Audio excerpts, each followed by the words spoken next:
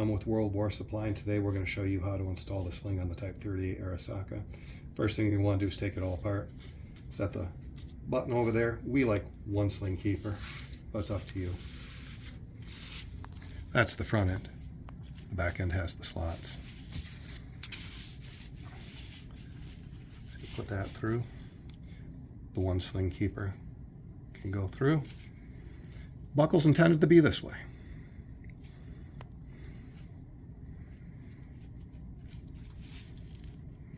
Goes like that.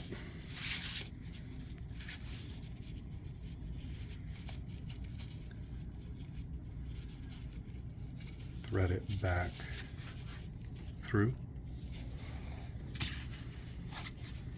Catch on whatever one you want. Go back through your keeper. Probably want to put the keeper on the other way.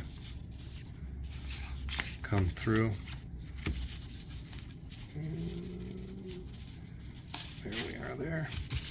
That will pull nice and tight. You're going to want to grab your button again. This goes through the front. Then you just install your button with the flat side facing toward the rifle. Just like that.